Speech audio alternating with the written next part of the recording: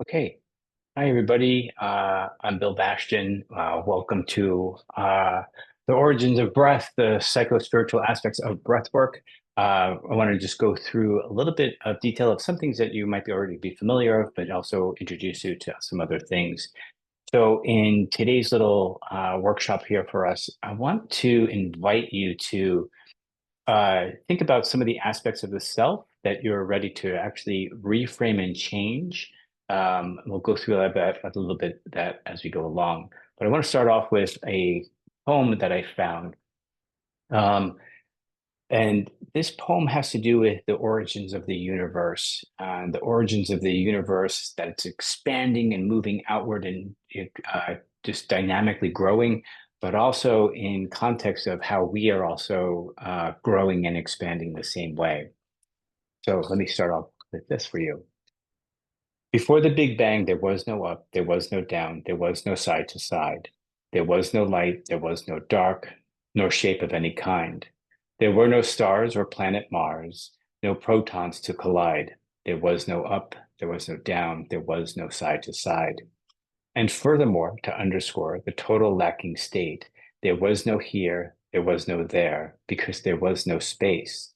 And in this endless void, which can't be thought of as a place, there was no time, and so no passing, minute, hours, days. Of all the paradoxes that belabor common sense, I think this one's the greatest, the time before events. Because how did we go from nothing to infinitely dense, to immeasurably small, to inconceivably immense? But before we get to unmoor from the question at the start, let's take a breath and marvel at the math that becomes art. Because we don't have to understand it to know that there was a time when there was no up, there was no down, there was no side to side. And so, in that, I want us to kind of start to recognize that in our own beginnings, in our own development, we started off as a dense cluster of cells. And in that denseness, we began to expand and grow. We grew into this place of, in this uh,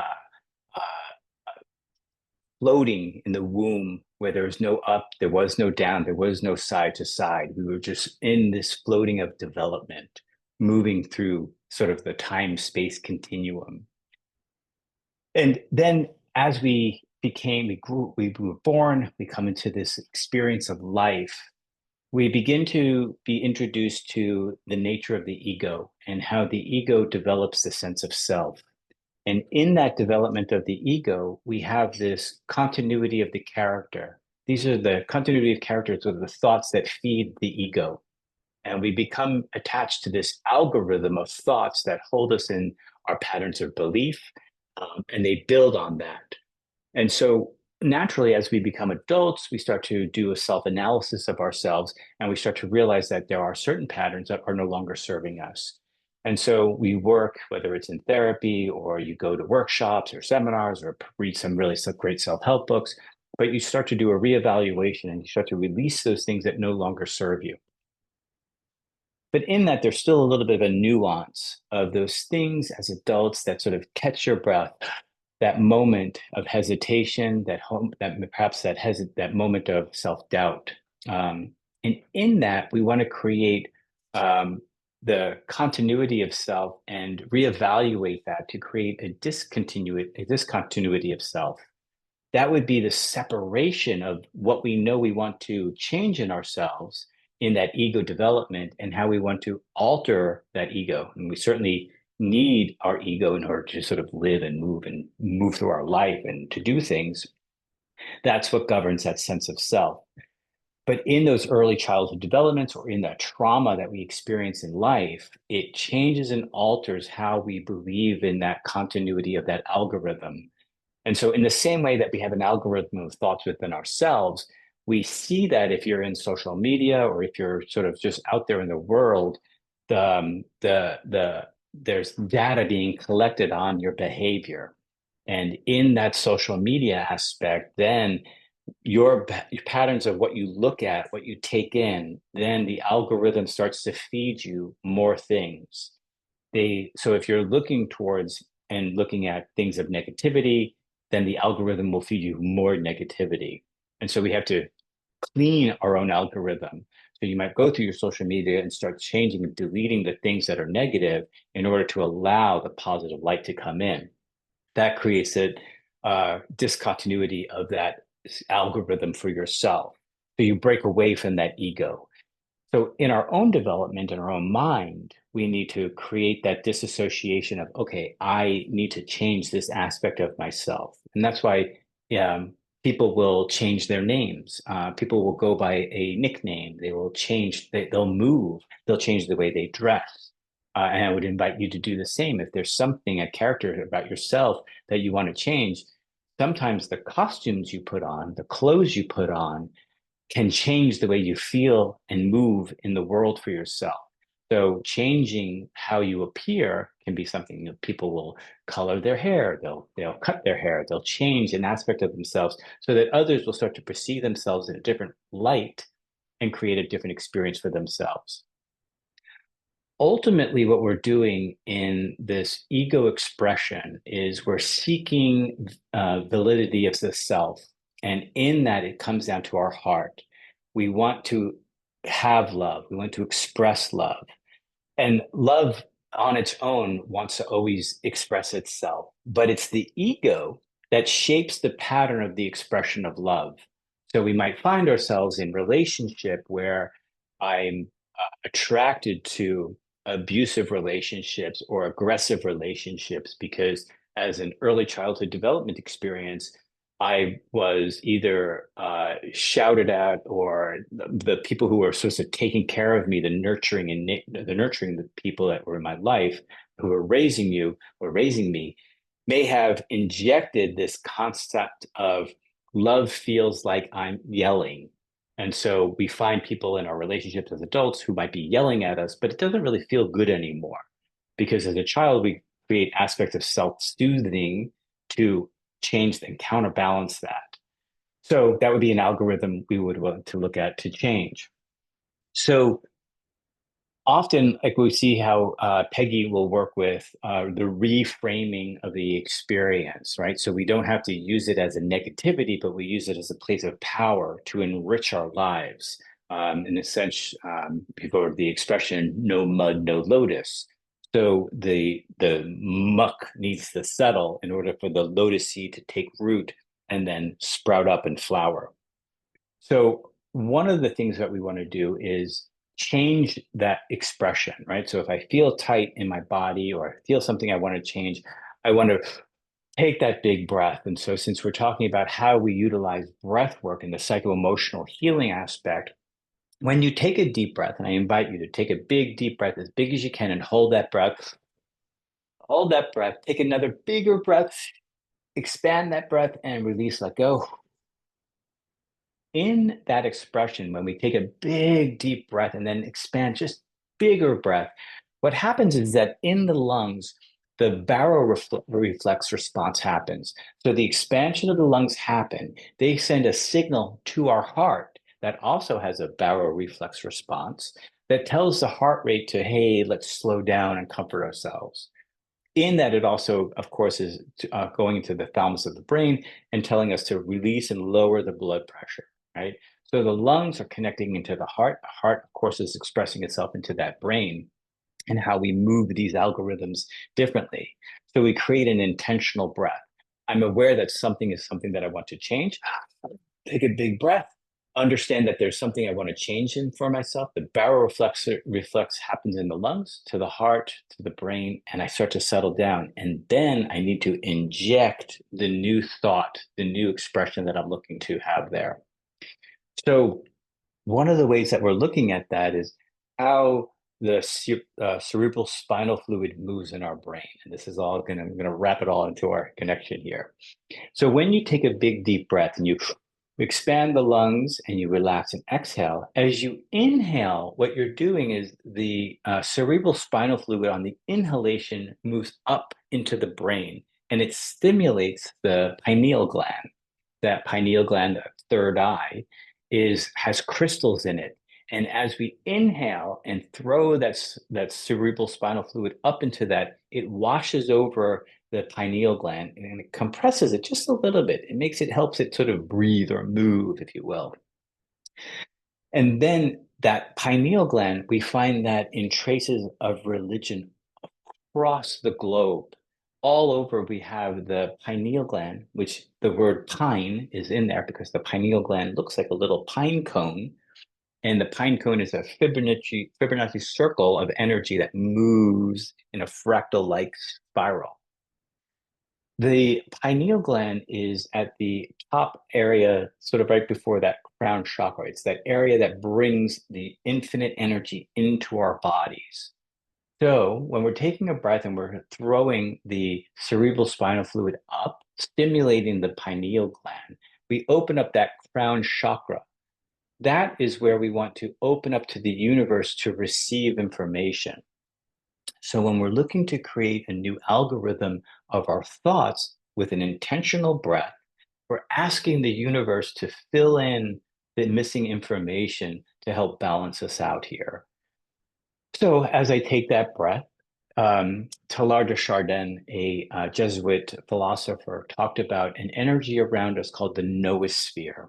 The noosphere, a sphere of knowledge around us where we draw and pull information in. So as I draw that breath in, the cerebral spinal fluid moves up, pineal gland stimulated, crown chakra opened, and I'm asking the universe to support me in the changes I'm looking to create for myself. So this is all a part of a bigger meditation experience with the intentional breath. What is it that I want to change for myself in how I'm thinking? And so what we find is here's that the pineal gland you can see in this diagram, and then of course you can also see this is on the left there is the giant cone, pine cone that's in the Vatican, made of bronze. It was made like 2,000 years ago. And we find this in all other cultures around the world, is how the pine cone is shaped for that pineal gland. So some of the things that we want to be able to look at is how are those thoughts that we're holding that we want to change created in the brain. And so a neuron is created when we have a thought, and a second neuron will connect into it. And then a cluster of neurons hold that thought, they hold that algorithm that we want, or that's present or created for us even as children. And so in those neurons that are created, then blood vessels want to support that neuron. So if there's a negative thought that I have in my head, a neuron is created, another one connects into it, and they start communicating. And then more neurons come as I foster that negative thought. And then blood vessels will then fortify that cluster of thoughts. Now, that's the cluster of thoughts, that negativity that I want to change for myself. So I'm going to write that down. I'm going to write down, maybe you want to take a piece of paper, write it down for yourself now. What is the one thought pattern that I want to change about myself? How I feel about myself, a behavior that I want to change about myself, an aspect of when I see this person or that type of person, I have this thought and it holds me back from actually engaging with that type of person. So I might want to write that down, and that's the thought I want to change. So we have an intention that we're creating for ourselves in our mind. We have the intentional breath that we're going to move, creating that expression for ourselves to change that algorithm. And this is a daily practice that we start to create for ourselves. It's not a one time, well, I'm going to change this thought in one day, one meditation. No, no, no, no. It took time to get there. So it's going to take time to disentangle it and create a new positive algorithm thought within our brain. So one of the things that I have in this diagram here is in that chemical synapse circle that you see on that screen, is that the neurons themselves are not touching, but instead they are sending neurotransmitters back and forth between that synaptic cleft. So there's space between these neurons. And when we talk about creating meditation, we talk about calming the mind down, paying attention to the breath. That's the first lesson in meditation, is paying attention to your breath. You learn breath and breath work before you learn how to meditate. And so if I create that intentional breath, I know that I'm creating this new experience for myself. And there is space between the neurons there. And we are made up of 99.99% space in our body. Between the electrons and neutrons in our body is space.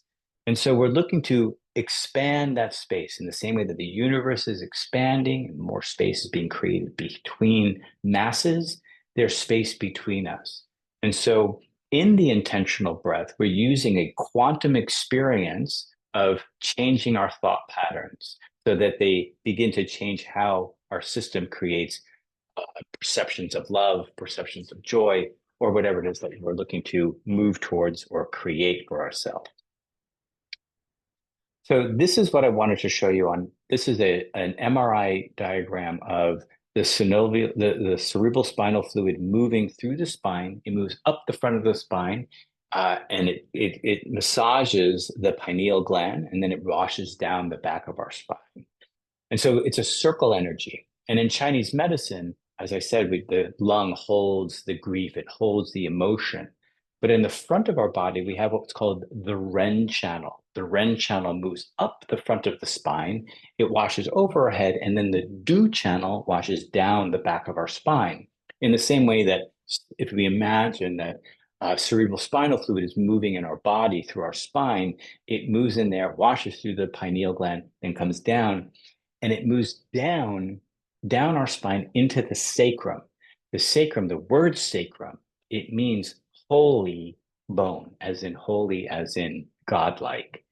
The bone of the sacrum holds rich marrow in our body, the marrow that creates blood, the marrow that creates your immune system.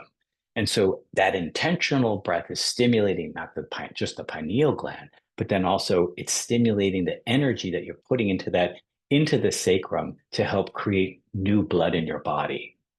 So I generally will ask people to work with me and create a system here of how we will create a gong, a practice of exercise for 100 days, 120 days maybe for this case, because the blood in your body, it stays active for a red blood cell will stay active for 120 days. And so if I start this practice today, 120 days from now, one season of time, I can change the algorithm of my body, of my mind, and of my blood. I will hold a new energetic charge within inside myself. And so I invite you to work with me here now. If you have already, just write down what is this one thought you would like to change the expression of the self within you. Just write it down. Quick sentence. It only needs to make sense to just you. So you can say, I want to change the way I feel about the blue dog story. It just needs to make sense to you. And now take a moment and sit yourself up properly. Allow yourself to stand or sit rather erect with your spine up as right as you can. And in your spine, I want you to imagine each vertebra is a golden coin, stack of golden coins. And in a stack of golden coins, you have movement and sway. You have availability of flexibility. It's a natural curve in your spine. So let that just be a nice stack of golden coins. Take a long, big, deep breath into the nose. Let the belly expand outward. Hold the breath for a second. Let go. And in this exercise, we're going to do what's called the box breathing.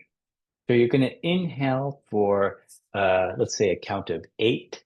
You're going to hold the breath for a count of 4, and we're going to exhale for the count of 8. So inhale, count of 8.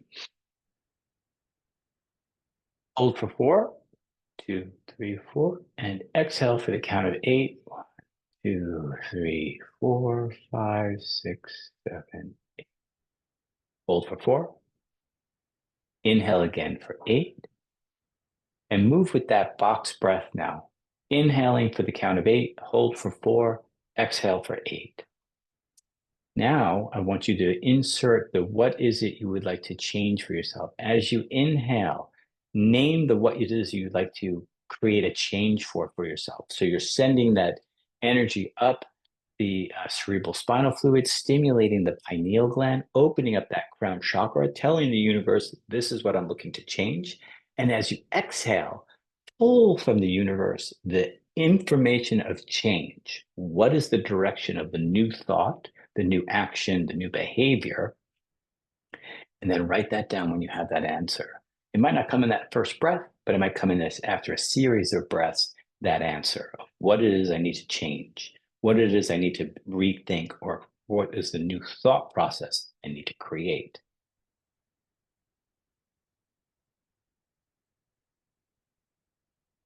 And let's just take 3 rounds of breath and the count of 8 in, hold for 4, 8 out.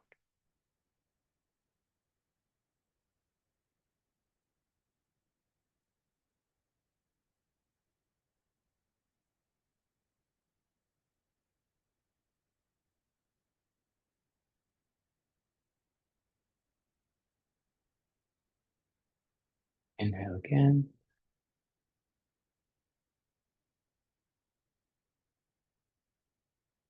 And then just sit quietly.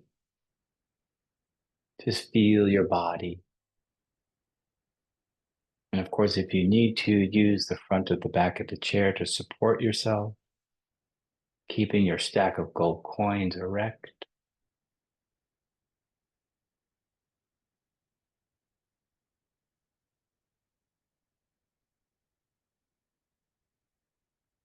And I encourage you to do this exercise every day. Just give it 10 or 15 minutes for yourself, whatever length of meditation works for you. And set a goal for yourself for the next 100 days, 120 days. Do this every day. Begin to, and keep a journal for yourself. What is the thought I'd like to create? And then what information is coming from the universe to be received for that change that you're looking for yourself? Once we have that information, keep writing it down, keep a little journal, because more information may come as you do this daily. And if you get distracted in your meditation and in your process, remember, just come back to your breath, recreate and set that intention again. Do the box breathing. I think that's one of the best paired breaths for this type of meditation. One of the things I also teach is a flight of paired breath work with meditation. And so this box breath works very well for this. And if you wanted to add in at the very end, you could add the Ho'oponopono meditation, where you allow yourself to just take a few breaths for yourselves and use that Ho'oponopono of the I'm sorry, please forgive me, thank you, I love you. So each breath, the inhale, I'm sorry, exhale, please forgive me, inhale, thank you, exhale, I love you. So 4 breaths, the box breath, 4 verses of the Ho'oponopono can be helpful for you. So I want to encourage you to try out this meditation, see what works for you. Remember the pieces and elements I'm talking about, that as you inhale, the baroreceptors are being expressed in the lungs, into the heart, into the brain. We're activating our entire body system when we're creating change for ourselves, just in our mind. So every organ system is involved in working on this. When we look through that, the organ system, as we're moving the cerebral spinal fluid, it's reaching through the REN channel and the DO channel, are engaging all of the organ systems in our body, of systems of circle and cycle. So if anyone has any questions, I'm open to your questions. Otherwise, thanks so much for your time today. It's a little short class for you. I hope you enjoyed it. Oh, it's brilliant. It's brilliant, Bill. I love the space of knowing. I love what you said about the pine. That totally makes sense about the pine gland. Yeah, the The pineal pineal gland. Sure. gland. Mhm. Yeah, totally makes sense. And relating it to religion and it being the space of knowing. And also there are lots of therapies out at the moment that are all about holding meridian points whilst breathing, linked to the Yes. emotion. And it sounds to me like really this is the basis, the foundation of it all. Yeah. So you could add into this experience and meditation the emotional freedom technique of tapping, right? Tapping around the eyes, around the nose, now top of head, chest, clavicles, and then Yeah. on the side here. The emotional freedom technique is based on Chinese medicine acupuncture points. And Mm. there's a method to it. It's not just tapping in the anywhere. There's a system to it. You tap around the eyes of what you want to change, how I see and perceive things. In the point right here under the nose, it's the separation of heaven and earth. I want to create a change in here. And so at the top of the head, the dew, the crown chakra, the clavicles, how we move that, the bow right in here under the chest, we hit here, under the tapping of the wrist. All of it is based on the acupuncture meridians that we want to activate, create change, cycle change for ourselves. So you could easily pair this with emotional freedom technique tapping. Yeah. Yeah. Well, it was really, really brilliant. Thank you. Really brilliant, darling. Thank you so much. Well, good. So just a little short class for today. So thanks for joining us today. Appreciate it. Hope you enjoyed that, Andy, with your bowl of dinner. I did. Thank you, Bill. And I particularly like the description of the vertebrae, the gold coins and the stacking, and actually the flex that came with that. Because Nice, so many good. almost it's like you have to have a very solid kind of pole there, and actually having that flex and that movement with the breath is really something that to me makes quite a difference. So yeah, much appreciated. Thank you, Bill. Excellent. Great. Thank you all for being here today. Really appreciate you. We'll see you next time. Love you. All right. Take care. Bye. Bye. Thanks.